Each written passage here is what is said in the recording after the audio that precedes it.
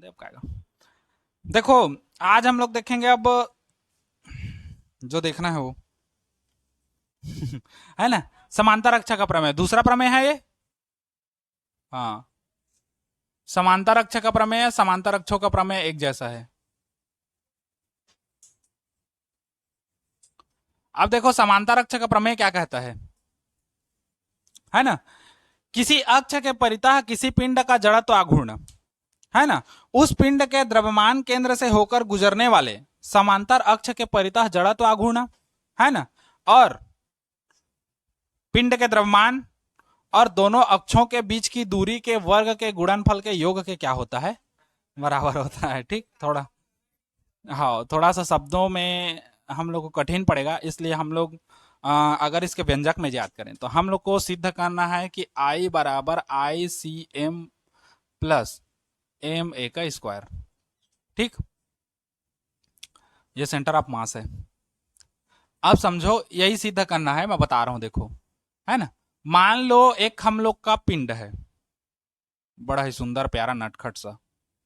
थोड़ा ऊपर में बताऊं पिंड को, नहीं तो मेरे को लिखते भी नहीं बनेगा, यहां पर बता दे रहा हूं। ठीक, ये हम लोग का क्या है, एक पिंड है। ठीक, मान लो पिंड इस अक्ष के परितः जड़त्व घूर्णी गति कर रहा है, ये इस अक्ष को मान लेते हैं हम लोग क्या, ए बी। ठीक, है ना, मान के चलते हैं इस पिंड में कहीं एक पॉइंट पर, मान लो यहां एक पॉइंट है जहां पर उसका क्या है, ये द्रव्यमान केंद्र है। ठीक, यहां पर उसका क्या है, द्रव्यमान केंद्र है। अब इस द्रव्यमान केंद्र से एक अक्ष निकाल के चलते हैं, ये। ठीक, इसको हम लोग मानेंगे सी, इसको मानेंगे डी। ये सी डी अक्ष जो है वो ए बी अक्ष के कैसे है, समांतर है। दोनों अक्षों के बीच की दूरी हम लोग क्या मान लेते हैं, डिस्टेंस ए है। मान लो इस सी डी अक्ष से एक्स दूरी पर एक बिंदु P है, यहां पर एक बिंदु है जहां पर m द्रव्यमान का एक कण है। समझे? अब फिर से इसका टोटल क्रियाकलाप को समझो। एक पिंड है जो ए बी अक्ष के परितः क्या कर रही है, गति कर रही है ना, घूर्णी गति कर रही है। इसका द्रव्यमान केंद्र हम लोग यहां पर मानते हैं, जिससे हम लोग का एक अक्ष गुजारते हैं, कौन सा, सी डी। एक अक्ष गुजारते हैं हम लोग, कौन सा, सी डी अक्ष गुजारते हैं, है ना। दोनों अक्ष एक दूसरे के कैसे हैं, समांतर हैं। दोनों अक्षों के बीच की दूरी हम लोग क्या मान लेते हैं, डिस्टेंस को ए मान लेते हैं, है ना। इस सी डी अक्ष से एक्स दूरी पर एक बिंदु P है जहां पर m द्रव्यमान का एक कण स्थित है। ये इस अक्ष का परितः गति कर रहा है और पूरा इसके परितः गति कर रहा है। तो देखो, समांतर अक्ष का प्रमेय हम लोग को क्या कहता है, किसी पिंड का किसी अक्ष के परितः जड़त्व आघूर्ण। देखो, समझो, किसी पिंड का किसी अक्ष के परितः जड़त्व आघूर्ण, है ना, इसको बाद में करूंगा, पहले इस एक एक, एक से समझो। किसी पिंड का किसी अक्ष के परितः जड़त्व आघूर्ण, है ना, उस पिंड के द्रव्यमान केंद्र से होकर गुजरने वाले अक्ष जो इसके क्या हो, समानांतर हो, है ना, उसके परितः जड़त्व आघूर्ण व इस अक्ष से दूरी, है ना, या इस अक्ष के द्रव्यमान, अरे शब्दों को थोड़ा सा समझो, मैं इस गड़बड़वा रहा हूं। किसी पिंड का किसी अक्ष के परितः जड़त्व आघूर्ण, है ना, उस पिंड के द्रव्यमान केंद्र से होकर गुजरने वाले, कौन सा गुजर रहा है, सी डी अक्ष। तो उस पिंड के द्रव्यमान केंद्र से गुजरने वाले समांतर अक्ष, इसके समांतर है, समांतर अक्ष के परितः जड़त्व आघूर्ण, है ना, पिंड के द्रव्यमान कैपिटल एम मानेंगे। मान लो इस पूरे पिंड का द्रव्यमान हम लोग क्या मान लेते हैं, कैपिटल एम। वहां पर एक कण है जिसका द्रव्यमान स्मॉल एम है। पिंड के द्रव्यमान व दोनों अक्षों के बीच की दूरी के वर्ग के गुणनफल के योग के क्या होता है, बराबर होता है। ठीक, तो ये हम लोग का सूत्र हो गया, इसी को हमको निकालना है। समझ गए क्या है? एक बार फिर समझो, ये हम लोग का मेन अक्ष है और ये द्रव्यमान केंद्र से गुजर रहा है वो अलग अक्ष है ना। तो इसलिए इसके परितः जो गति करेगा उसको आई कहेंगे, घूर्णी गति, है ना, जड़त्वाघूर्ण।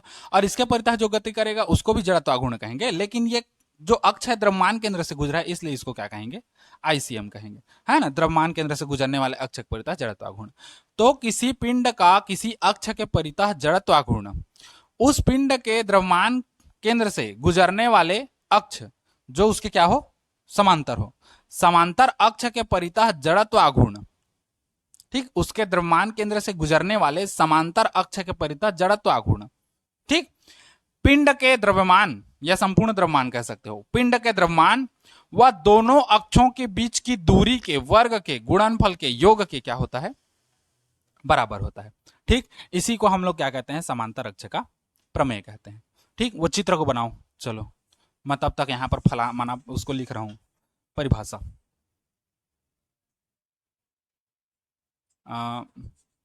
इस नियम के अनुसार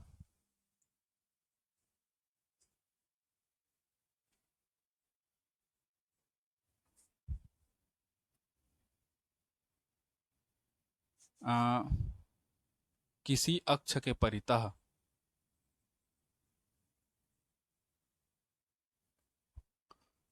किसी अक्ष के परितः किसी पिंड का जड़त्व आघूर्ण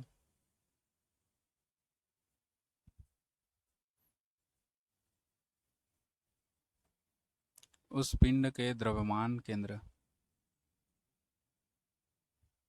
से गुजरने वाले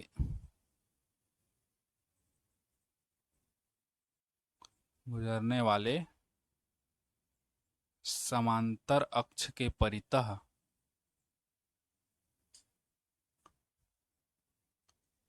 जड़त्व आघूर्ण व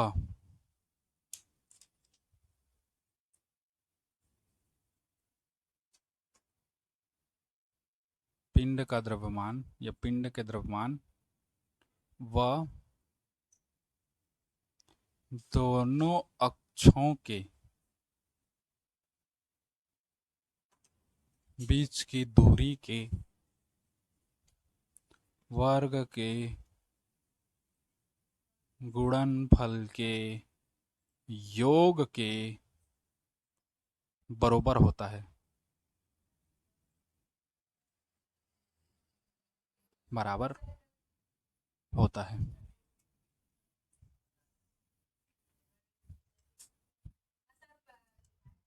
हाँ हाँ बच्चा, बोड़ो इसको लिख तो डाले हो। किस किस भाषा में समझाऊं तुमको, हैं? वैसे लगा लगा के अतकह चल देते ना, कर रोखा जाते पूरा है ना। यहां पर चाहो तो लिख सकते हो अर्थात करके, नीचे में लिख लो अर्थात करके। हमको सिद्ध करना है आई बराबर I C M plus capital M A का स्क्वायर, ये हमको सिद्ध करके देना है। हाँ,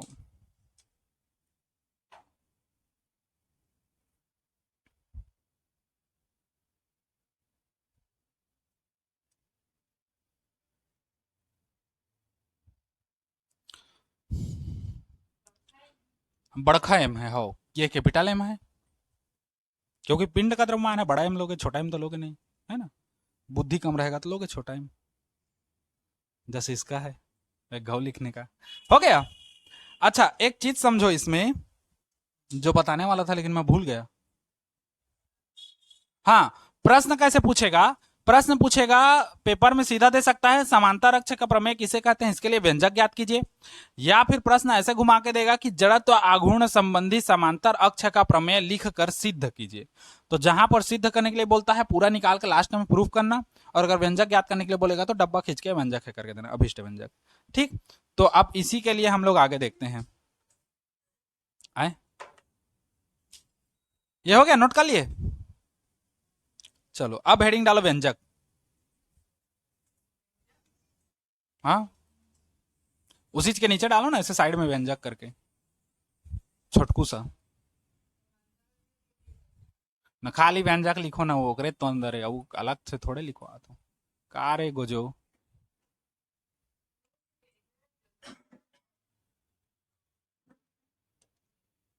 व्यंजक हेडिंग डालिए व्यंजक, भंजक भंजक। ठीक, अब इसमें माना फलाना मैं बोलते जा रहा हूं, तुम लोग लिखते जाओ। चलो लिखो। माना, माना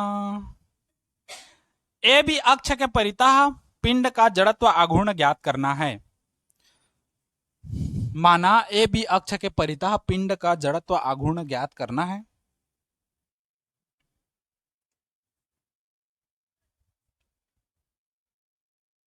पूर्ण के विराम, जरा तो आघूर्ण ज्ञात करना है, कर लिए। हाँ, माना एक अक्ष सी डी, लिखो।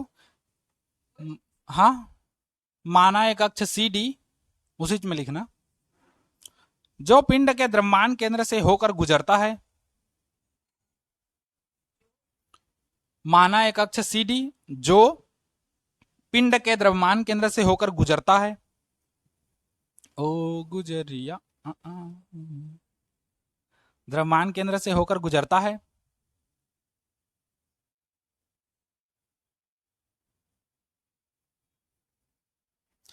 और हिंदी में लिखोगे कि दोनों अक्ष समांतर हैं करके, उससे अच्छा शॉर्टकट में लिख लो तथा, ऐसे करके, तथा ए बी समानांतर सी डी कर दो, दोनों पैरेलल हैं।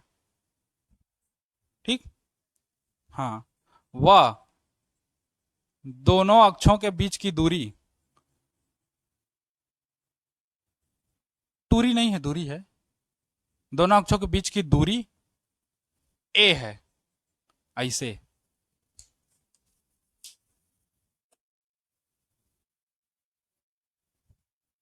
हो गया वो इतना। अब यहीं पर हमको पैरा के ग्राफ चेंज करना है ना, जो पैरा है उसमें ग्राफ चेंज करना है। अब उसमें लिखो, हाँ लिखे कि नहीं कह रहा था मैं, मिटा दिया। अब उसी में लिखो, चलो पैराग्राफ चेंज करके लिखो। चूंकि पिंड कई असंख्य कणों से मिलकर बना है, नान नान, छोटा छोटा, कुटी कुटी। चूंकि पिंड कई असंख्य कणों से मिलकर बना है,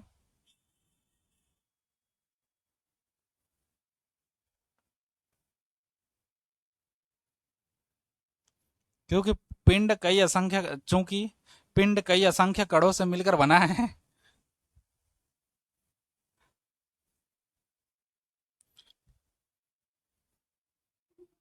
ना। माना एक कण पी है, पूर्ण विराम करके लिखो, माना एक कण पी, जय हो मानसक, माना एक कण पी, पी लिए। हाँ, मतलब माना एक कण पी जिसका द्रव्यमान स्मॉल एम,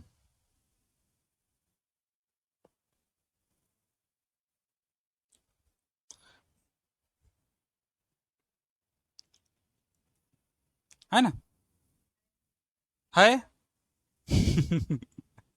तथा, अभी तो कितना मानोगे, सी डी अक्ष से इसकी दूरी x है, सी डी अक्ष से इसकी दूरी x है, x है, तथा भैरी बता तो, हाँ, सी डी अक्ष से इसकी दूरी x है, आने ताने सुनी गोजो, सी डी अक्ष से इसकी दूरी कितना है, x है। उसी के नीचे लिखना, तब ए बी से इसकी दूरी कितना होगा, तो a प्लस एक्स होगा। यहां से इसका दूरी x था, तो यहां से इसका दूरी कितना होगा, a प्लस एक्स, दोनों को कंबाइन करोगे, है ना। अब मीटर सेंटीमीटर नहीं ध्यान लिखे, नहीं पूछे हमारा मीटर सेंटीमीटर, पिंड कड़का भाई हमारा नहीं पता। है ना, हो सकता है बहुत बड़ा हो तो किलोमीटर आ जाएगा, तो मीटर सेंटीमीटर मत लिखना। ठीक, तो ए बी से इसकी दूरी कितना होगा, a प्लस एक्स। अब चूंकि ए बी अक्ष के परितः हम लोग को मतलब मुंडी नहीं घुमाना है, जड़त्व आघूर्ण ज्ञात करना है ना। ए बी अक्ष के परितः जड़त्व आघूर्ण ज्ञात करना है, तो इस कण P का ए बी अक्ष के परितः जड़त्व आघूर्ण निकालेंगे, है ना। तो यहीं पर लिखेंगे, अतः कण P का ए बी अक्ष के परितः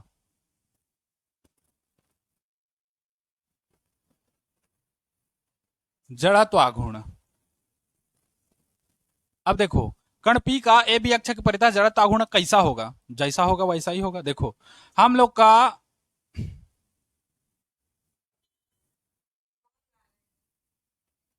जड़त्व आघूर्ण है ना, देखो जड़त्व आघूर्ण क्या होता है, सूत्र आई बराबर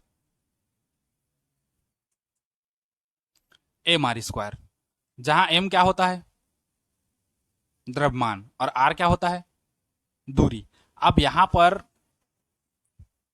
कैसे कैसे निकालोगे, चलो सूत्र, द्रव्यमान देखो कितना है। अच्छा, किसका निकाल रहे हैं? कणपी का। संपूर्ण पिंड का नहीं निकाल रहे हैं ना, कणपी का निकाल रहे हैं। तो कणपी का निकाल रहे हैं तो कणपी का द्रव्यमान कितना होगा? Small M. अच्छा, सिग्मा भी लगेगा क्योंकि कणपी के लिए है ना। अच्छा, अब दूरी कितना है? ए बी से दूरी कितना है टोटल? ए प्लस एक्स। तो ए प्लस एक्स पूरे का क्या हो जाएगा? Whole square. क्योंकि हम लोग आई बराबर देखे हैं सिग्मा, हाँ, समेसन एम आर स्क्वायर, ये होता है सूत्र। आर हम लोग का दूरी होता है, डिस्टेंस, है ना। यहाँ पर दूरी कितना है? ए प्लस एक्स है, तो यहाँ पर ए प्लस एक्स का पूरा क्या हो जाएगा? Whole square. ठीक।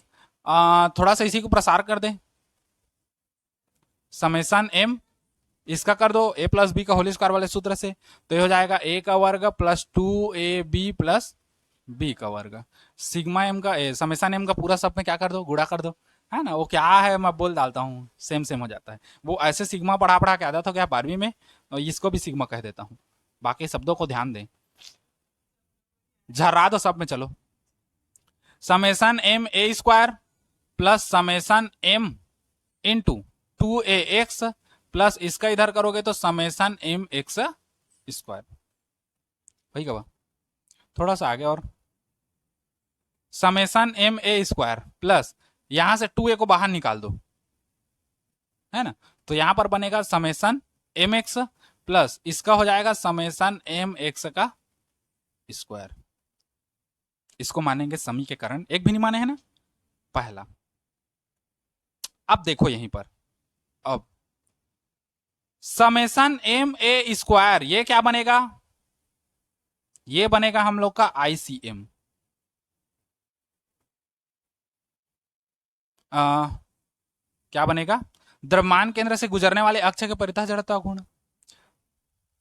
सॉरी सॉरी सॉरी छोड़ी छोड़ी छोड़ी छोड़ी छोड़ी, ये वाला बनेगा, ये वाला समेसन ई एक्स स्क्वायर बनेगा, ये एम एक्स स्क्वायर। क्यों? अगर सी डी अक्ष के परितः जड़त्व आघूर्ण निकालें तो आई सी एम निकलेगा, है ना। क्यों?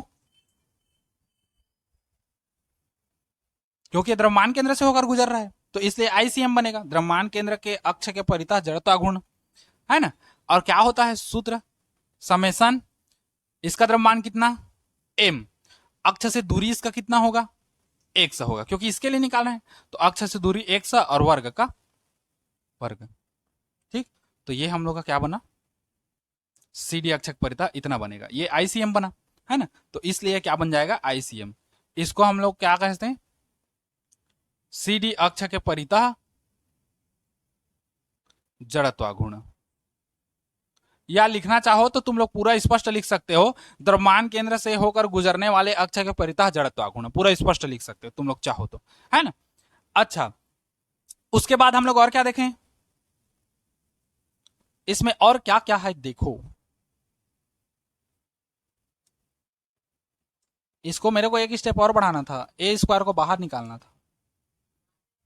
निकाल दू तो निकाल देते हैं, यहीं पर देखो, आई बराबर ए को बाहर निकालो तो समेसन एम हो जाएगा plus 2a M x plus ये हो जाएगा एम एक्स का स्क्वायर। इसको मानेंगे ये समीकरण। अब देखो ये हो गया। अब देखो समेसन एम क्या है? छोटे छोटे कड़ों से मिलकर बना है, और सबका योग मतलब पूरे पिंड का क्या?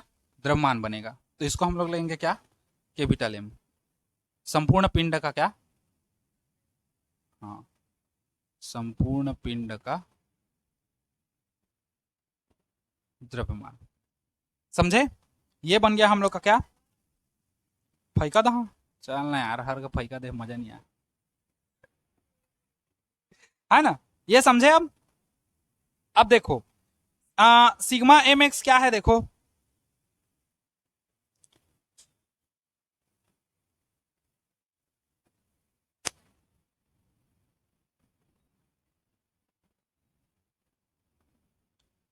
अब एक चीज समझो,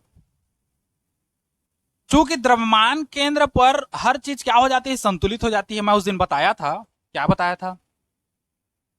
अगर मान लो मैं इसका एक ऐसा पॉइंट पा जाऊं जहां ये पेन या ये मेरा मार्कर जो है बैलेंस हो जाए, है ना, तो वो हम लोग का क्या होगा? द्रव्यमान केंद्र होगा। मतलब द्रव्यमान केंद्र पर पूरा जो पिंड है वो कैसा हो जाएगा, बैलेंस हो जाएगा, संतुलित हो जाएगा। तो उस पर या उसके अक्ष से गुजरने वाले जो जड़त्व आघूर्ण है वो हमेशा क्या हो जाएगा, शून्य हो जाएगा, क्योंकि पिंड कैसी अवस्था में आ गया, संतुलन की अवस्था में। और जब द्रव्यमान केंद्र से गुजरने वाला अक्ष के परितः अगर पिंड संतुलन की अवस्था में है तो वहां पर जो है समस्त कणों का योग जड़त्व आघूर्ण क्या होगा, शून्य होगा। तो उस कंडीशन में ये वाला sigma M summation M X यहां क्या हो जाएगा, शून्य, क्योंकि यह सी डी अक्ष के परितः क्या होगा, सी डी अक्ष के परितः पिंड कैसा हो गया, संतुलन। तो इसको मैं लास्ट में लिखवा दूंगा, इसको लास्ट में लिखवा दूंगा यहीं पर, इतना को समझो। ये हो गया, इतना समझे। अब इसी में एक चीज लिखना है, चूंकि पिंड अपने द्रव्यमान केंद्र पर क्या होती है, संतुलित होती है ना। तो अतः सी डी अक्ष के परितः जड़त्व आघूर्ण क्या होगा, शून्य होगा। तो यहीं पर लिखेंगे चूंकि पिंड अपने द्रव्यमान केंद्र पर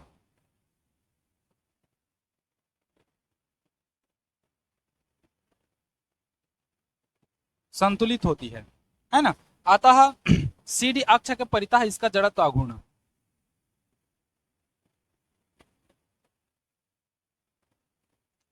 अतः सी डी अक्ष के परितः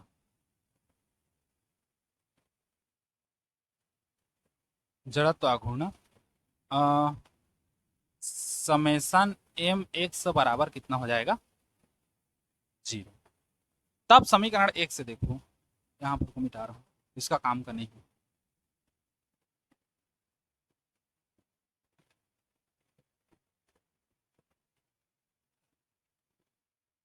तब समीकरण 1 से चलो मान को रखते जाओ, आई का आई रहेगा तो आई का आई रखो, ए स्क्वायर समेशन एम है, समेशन एम को एम माने हैं तो ये हो जाएगा ए स्क्वायर और कैपिटल एम प्लस 2a, इतना 0 हो गया तो ये हो जाएगा 2a इंटू 0 प्लस इतना हम लोग का क्या आया है, आईसीएम। तो ये आ गया हम लोग का आईसीएम। थोड़ा सा जमाओ, आईसीएम को पहले कर दो तो आईसीएम पहले हो गया, एम को आगे, ए को पीछे कर दो और इसको 0, ये 0 मतलब खत्म। तो हम लोग के पास क्या बचेगा, एम ए का स्क्वायर।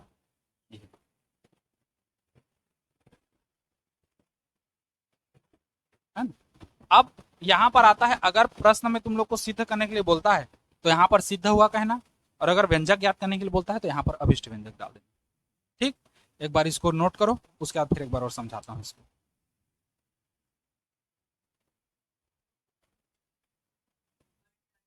चलो हो गया ना, देख लो एक बार और देख लो, हम लोग का सिद्ध करना था ये, क्या था ये, चलो एक बार रिवाइज करो तब पता चलेगा। और नियम क्या है वो तो तुम भी जानने लोगे, समांतर अक्ष है करके उसे का है नियम, क्योंकि हम लोग का बहुत बड़ा है ना। वो क्या है, किसी अक्ष के परितः पिंड का जड़त्व आघूर्ण उसके द्रव्यमान केंद्र से गुजरने वाले समांतर अक्ष के परितः जड़त्व आघूर्ण वह पिंड के द्रव्यमान, मतलब संपूर्ण द्रव्यमान का बात हो रहा है, पिंड के द्रव्यमान दोनों अक्षों के बीच की दूरी के वर्ग के गुणनफल के योग के बराबर होता है। ठीक, ये हम लोग का क्या है, समांतर अक्ष प्रमेय। ठीक, अब देखो आ जाओ, अतः अब मैं माना पलाना लिखवाया था, माना एक ए बी अक्ष है जिसके परितः पूरे पिंड का क्या करना है, जड़त्व आघूर्ण ज्ञात करना है ना। मान लो इसका द्रव्यमान केंद्र यहां पर है जिससे एक सी डी अक्ष गुजरता है ना। अब देखो इन दोनों अक्षों, ये दोनों अक्ष समांतर है तथा इनके बीच की डिस्टेंस कितना है, दूरी ए है। मान के चले, यहां मान के ना चलो तो भी, क्योंकि हम जानते हैं कि पिंड समस्त छोटे छोटे कणों से मिलकर क्या बनता है, पिंड बनता है। तो पिंड समस्त कणों से मिलकर बना है, तो एक कण हम लोग ले लेते हैं पी, जिसका सी डी अक्ष से एक्स दूरी पर है, जिसका द्रव्यमान क्या है, स्मॉल एम है। ठीक, तो कण पी का ए बी अक्ष के परितः जड़त्व आघूर्ण आई बराबर ये होगा, क्योंकि अब पूरा डिस्टेंस कितना हो गया, यहां तक का एक्स था, अब ए बी अक्ष के परितः बोल रहा है तो एक्स और ये दोनों कंबाइन होकर ए प्लस एक्स हो जाएगा, है ना। तो ए प्लस एक्स का होल स्क्वायर हो गया। ठीक, अब देखो इसका प्रसार करोगे, ए का square plus 2x plus x square सूत्र से, है ना। अब आई बराबर ये समेशन जो एम है इनका तीनों में गुणा करना है, तो ये यहां गुणा कर दिए। अब समेसन एम एक्स वाला जो है उसको रखेंगे, बाकी को बाहर निकालेंगे। तो ए को हम लोग बाहर निकाल दिया, यहां समेसन एम बचा, यहां से 2a को बाहर निकाल दिया, समेसन एम एक्स बचा। यहां पर से हम लोग क्या करिए, कुछ बाहर निकल नहीं रहे तो इसको जो का त्यों कर दिए, समीकरण 3 मान दिए। अब समझो क्या क्या है, हाँ समीकरण 1 मान दिए, है ना, 3 पद है, समीकरण 1 मान दिए। अब देखो समेसन एम एक्स का स्क्वायर है, ये हम लोग का क्या है, आईसीएम बनेगा। सी डी अक्ष के परितः जड़त्व आघूर्ण, या कह सकते हो द्रव्यमान केंद्र से गुजरने वाले अक्ष के परितः क्या, जड़त्व आघूर्ण, तो उसको आईसीएम कर दिए। सेंटर ऑफ मास का हम लोग का जड़त्व आघूर्ण है, इनर्शिया है ना, ये हो गया हम लोग का। दूसरा समेसन एम, ये क्या है, एक कण के लिए हम लोग का द्रव्यमान एम है, और समेसन है मतलब पूरे समस्त कण का द्रव्यमान, तो समस्त कण का द्रव्यमान मतलब पूरे पिंड का द्रव्यमान, सीधी सी बात। तो कैपिटल एम हो जाएगा संपूर्ण पिंड का द्रव्यमान। चूंकि पिंड अपने द्रव्यमान केंद्र पर क्या होता है, संतुलित होता है, अतः सीडी अक्ष के परितः आघूर्ण करो इसको, जड़ा तो आघूर्ण नहीं, आई कहां है इसमें, इसी को थोड़ा चेंज करो। अतः सीडी अक्ष के परितः आघूर्ण मतलब समस्त कणों का आघूर्ण एम एक्स, तो ये समेसन एम एक्स कितना होगा, 0 होगा, क्योंकि पिंड जो है वो अपने द्रव्यमान केंद्र पर क्या होता है, संतुलित होता है, ना इधर होता है ना उधर होता है। तो जब वह अपने द्रव्यमान केंद्र पर संतुलित होगा तो समस्त कण जो है वो आघूर्ण करेंगे ही नहीं, समस्त कणों के आघूर्णों का योग क्या होगा, 0 होगा। तो उस कंडीशन में क्या होगा, समेसन एम एक्स बराबर कितना हो जाएगा, 0। समीकरण 1 में उठा के पटकेंगे, है ना, क्या करेंगे, एम एक्स स्क्वायर के जगह में आईसीएम डाले, है ना, जहां पर समेसन एम था वहां पर एम डाले, ए स्क्वायर का ए स्क्वायर है, और 2a into summation M x के जगह में हम लोग क्या डाले, 0। ये पद हो गया खत्म, है ना। आईसीएम को हम लोग ले लिया आगे में, एम को आगे, ए को स्क्वायर को पीछे, क्योंकि गुणा में है, अल्टरनेट चेंज कर सकते हो। तो आई बराबर हो गया आईसीएम प्लस एम ए का स्क्वायर। ठीक, चाहो तो लिख सकते हो यही लंब अक्ष, यही समांतर अक्ष का प्रमेय है, या चाहो तो लिख सकते हो सिद्ध हुआ, या चाहो तो अभिष्ट व्यंजक, जैसा पेपर में पूछेगा वैसे हिसाब से तुमको उसको बदलना है। ठीक।